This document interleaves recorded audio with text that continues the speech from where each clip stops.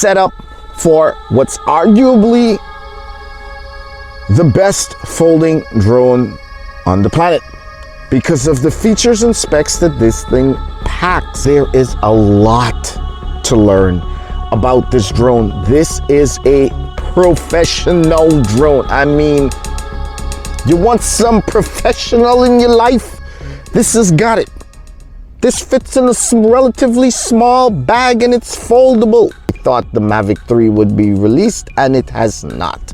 And I wanted something new and powerful and compact. Even though this is not the most compact, it certainly is powerful. And there's a lot to talk about and a lot to learn about this drone, especially if you're coming from the DJI platform. There is a lot of adjusting to do. There's a lot of adjustments in this camera and so many things to go through. But today we're gonna get started on the basics. The first flight, you gotta open the legs. Front legs first, and then the back legs. Bada bing, bada boom. This thing's got a lot of power and you don't want it transferring within. So open up those props like this, will you? Wide open. This drone, whoa, has got sensors galore. I mean, back sensors, and not just one back sensor. It's got two. Of course, it's the standard thing to have front and rear sensors these days. There's two more on each side. These work really great, but only if you clean them. And I found that out the hard way when I first got this drone. Now the top has got two as well, not just one, but two. There is a sensor at the bottom. Now, once you clean these sensors off, try not to touch them. Controllers are subjective. I get it. Some people don't like it. And I have been flying the Evo series since the Autel Evo 1. So I am used to this controller. So yes, I do like it. All right, we've got this bad boy fired up.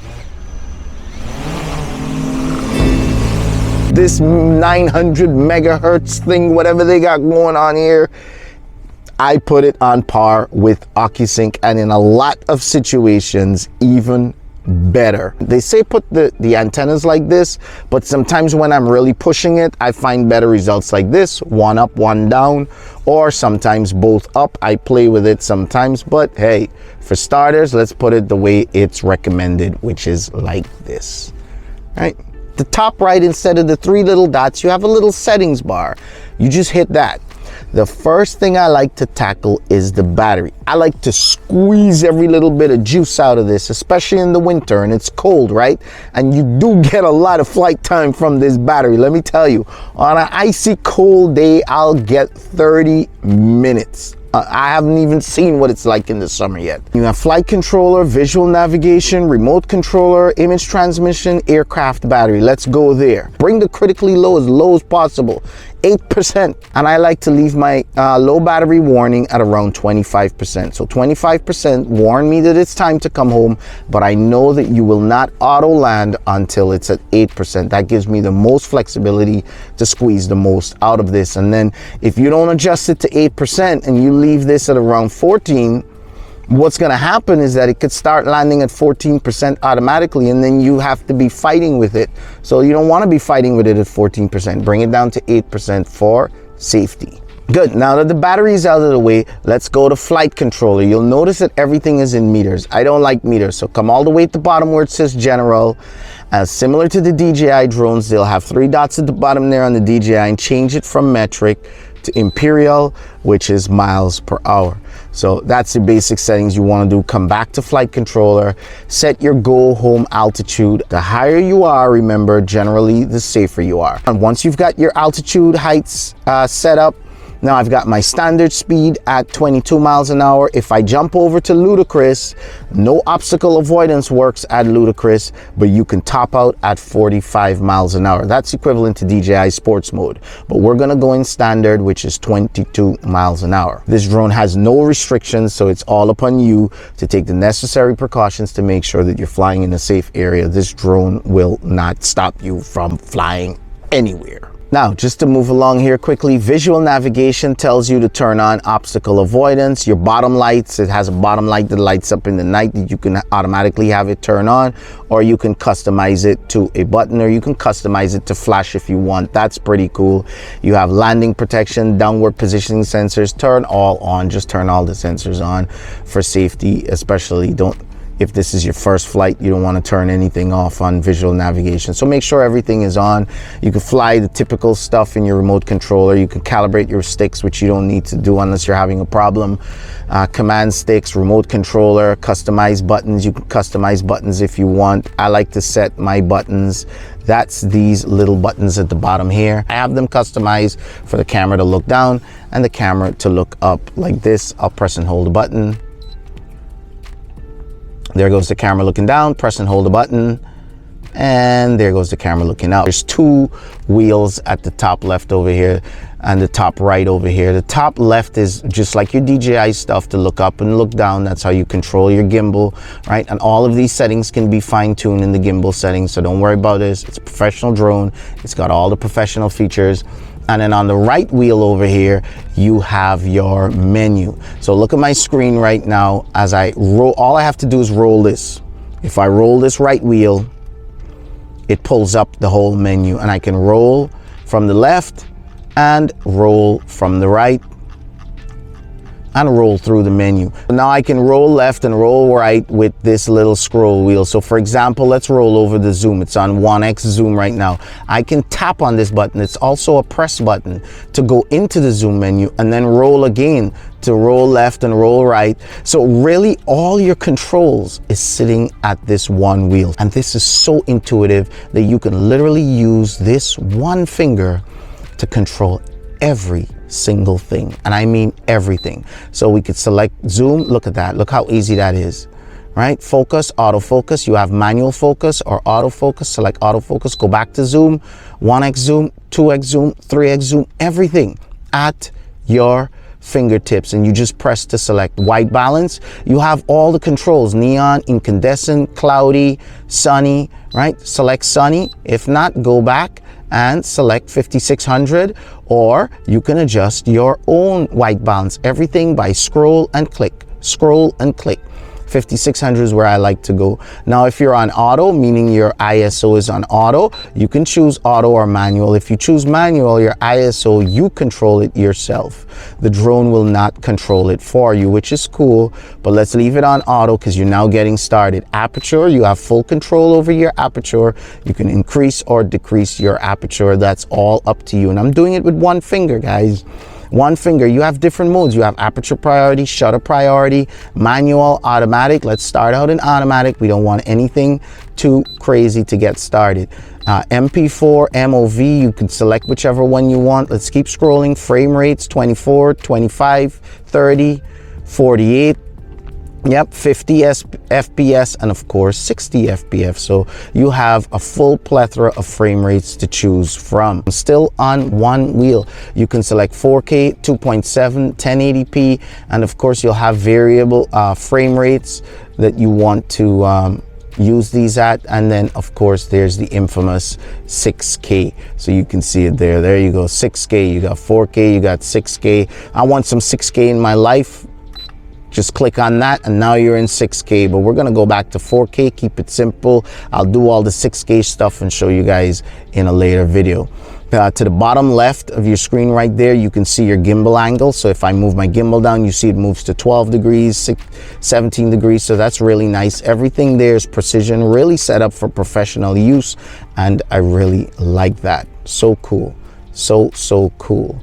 Right, so you've got everything. You've got the styles too, where you can go in and customize it, customize your sharpness, your contrast, and your saturation.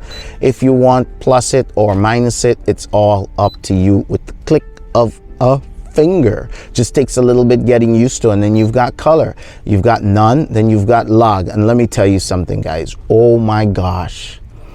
The color grading on the log footage in this, especially the 10-bit, we'll talk about that later.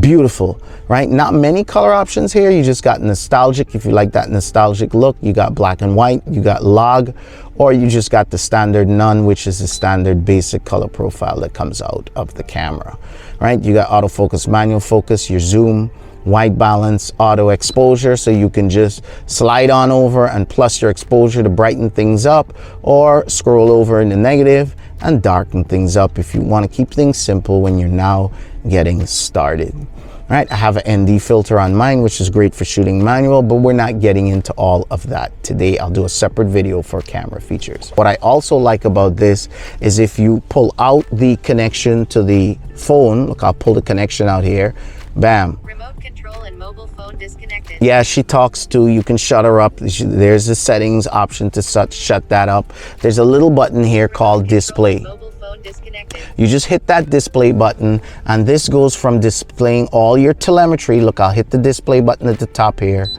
to displaying what the drone is showing. So if you're on a low battery, your phone runs out of battery or something, and you need to finish a quick shot, or you just want to go up, snap a few pictures, come back down in the low light or in the night. It's beautiful. You have this here, and it's pretty usable as long as you're not in direct exposure to the sunlight. I always like this since the Evo 1, and yes, it's in the Evo 2 as well.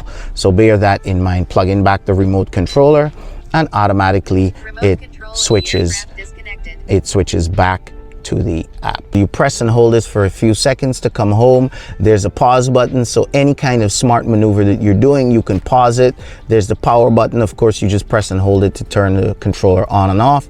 And this is the takeoff and land sequence button, which is separate from the home button, which is pretty cool as well. Just be careful not to press the land button instead of the home button. Pay attention to the button before you press it. You got typical record button at the top left, and your shutter button for your pictures, so it has a separate button for pictures and video. So that's pretty cool. Controller feels okay, feels nice. It's what I always like, screen at the top. But I understand that it's not everybody's thing, but it definitely is mine. Okay, you can also pinch with these sticks, but you don't have to. You can also use your thumb if you want. Look at the top in the blue there where it says intelligent photo, manual flight. Well, we're in manual flight right now.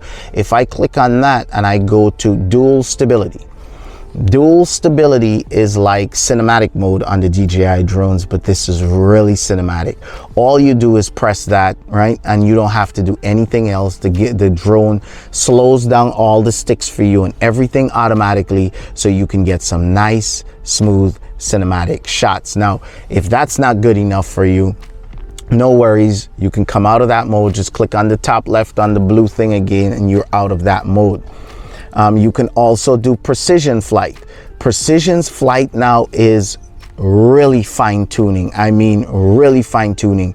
You can adjust the max speed, the max velocity, and the rotation speed, all at the slide of a finger. And what that does is really, you can slow this drone down to fly within some really tight areas and give you some nice smooth. So when you touch a stick, you don't have to worry about the drone flying off or going off with you. So that's like, I guess, like a tripod mode with more flexibility, where you can increase the speed a little bit in the tripod mode if you want.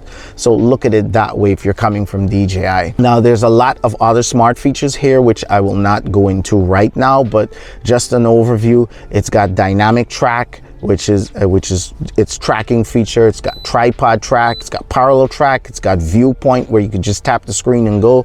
It's got orbit, it's got smart orbit. Orbit is like a precision where you mark a point and it stays in that precise orbit. Smart orbit's when you just draw a box and it orbits whatever you drew on that box. Gesture control, yes, you can control it with your hands.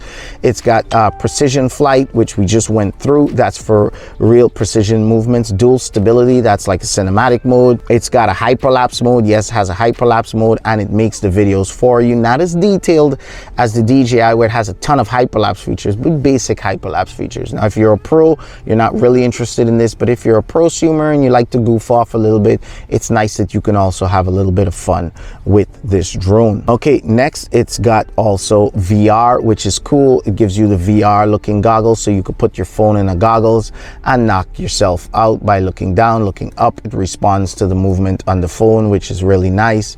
That's nice that you have a VR type of experience there. Also, let's hit that.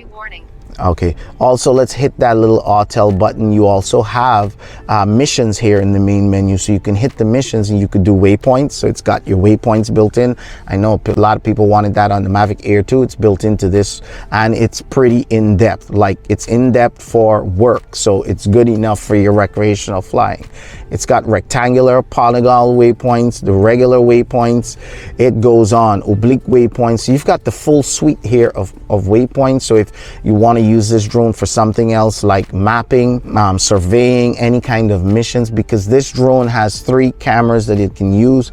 It can use the 6K. You could take that camera off without voiding your warranty, put on the 8K camera if you like to really zoom in and have that flexibility, the 2x zoom without losing any quality, or I should say going down to from an 8K to a 4K quality for a client. If you're doing some high-end stuff, the image on these cameras are phenomenal. It also comes has available a thermal camera that you can use these waypoints and these missions with. So it's nice. You don't need a third-party app for this. It's all built in on their missions. But let's go back into the camera. Now, as we're here, next to that is your flight time, how much flight time you have remaining. I've got 4 minutes, 48 seconds on my battery. My height, 95 feet. My distance, 105 feet out. I'm not far. My speed, which is pretty cool. And the last green touch there will be obstacle avoidance. You touch that, you hit OK, it goes from green to red. That's how you know you have no sensors. Let's turn it back on. One tap, and then all of your plethora of sensors come back on. If you tap this little bar at the top, just tap the bar, you'll get some extended stuff like satellites, radio connection, picture connection, remote controller, battery, and your voltage, in case you like to monitor voltage. That's a professional thing. A lot of professional guys don't want battery in percentage, they want it in voltage. So it's nice you have all those professional features here. To the left, you just hit that little arrow at the top left over there, and that brings out your Google Maps. Tap on that and your maps become big and your view becomes very small. Tap back, same DJI type thing, but it's in the top left. You can minimize the map if you want, so that's pretty cool. At the bottom right here, if you tap that little arrow at the bottom right, that brings up your menu, and you can also use your fingers to slide through in case you don't like using the wheel and you're more of a screen touching kind of a person. At the bottom of that has a little icon there like a camera. Click on that and it gives you your grid lines. You can get, yep, all your grid lines, your histogram. You could turn all those things on if you're a histogram guy. And yes, you can move your histogram around on your screen. Gimbal lock while shooting, defog, ROI. I mean, it goes H.265, H.264. If you want 10-bit in your life, you need H.265. If you go from H.265 to H.264, you will be losing that 10-bit color. Anti-flicker, save location. Where do you want to save? To your SD card or to your onboard memory? Yes, you can choose whichever one that you like, and it gives you a model and a camera version, so it knows which camera you're using. Now, a few other features to notice is that this has HDR. Look, right next to the record button, you can punch that HDR even in 4K 60 FPS. Not only that, if you go into H.265 and you're in 4K up to 30 frames a second, you can shoot 10-bit footage, and the 10-bit footage is HDR footage, especially when you go into color to 10-bit and then you go into log. Now look at that, it practically has no color on it. When you add color to this, you can push these colors like crazy. I mean, bright colors popping, without any banding or discoloration or color spilling over and destroying your footage. So that's the beauty of having 10-bit color, and that's what professionals are looking for. And I would fly about 6 of these batteries before I even think about recharging my controller. I mean, the controller battery is that long. Just tap anywhere on the screen, you see the little yellow cross, that's your focus icon. So it's got all the needed features in here for professionals. If you look at the rate at which this drone goes up, it's fast. I mean, and it drops at a fast rate, and it's very herky-jerky out of the box.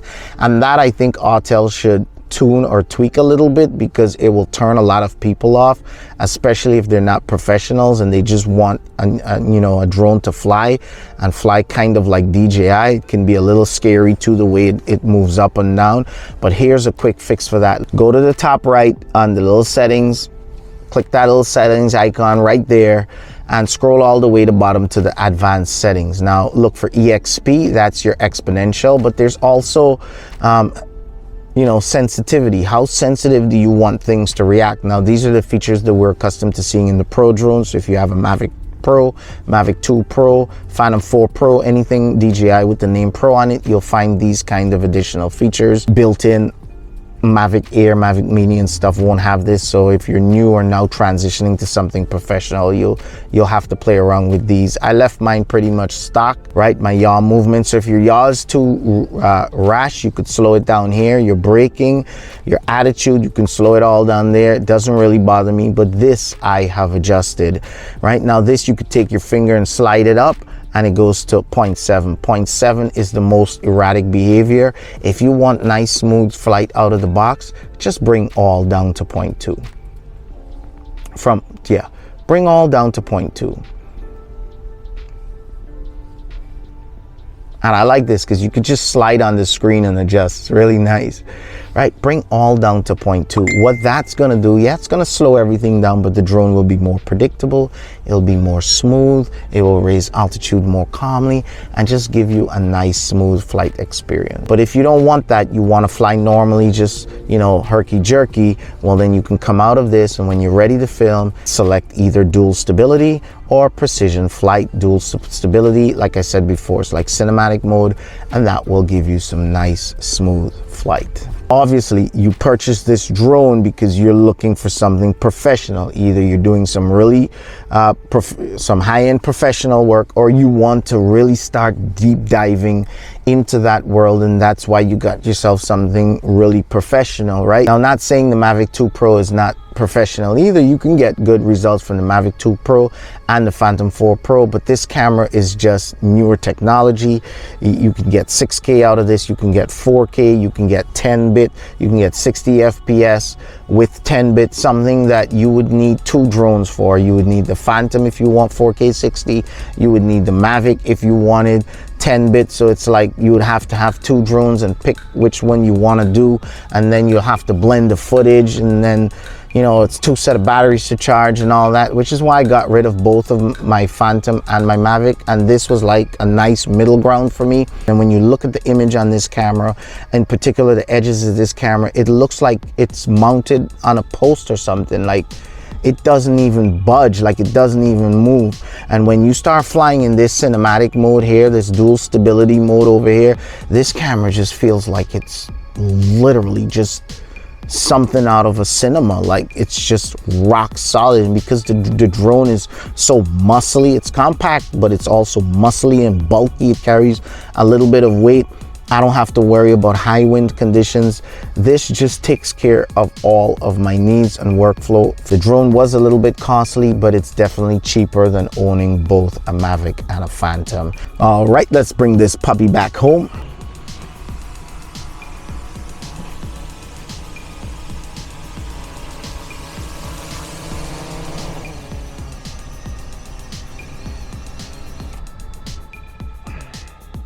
I will be getting in depth with this drone, how to color grade in 10-bit, HDR and night flying, you name it, the full works. And yes, you need a 1-inch sensor minimum when you're flying at night to get decent results straight out of camera. And this will be the drone that I will be teaching my night flying lessons on for you guys, so definitely tune in for that. Subscribe and let me know that you're up for Evo 2 videos. Otherwise, I'm just gonna be flying this thing and not sharing smack with nobody else. Make sure you hit subscribe, hit the bell to get notified when I release more Evo 2 videos. Yes, in-depth tutorials. Share this video in your favorite Autel Evo group, and I will catch you guys in the next one.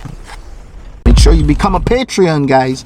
Big benefits to Patreon. Get direct access to me. Any questions, I'm right here on Patreon. Support this channel and there's benefits. Last Mini 2 went all the way to the UK.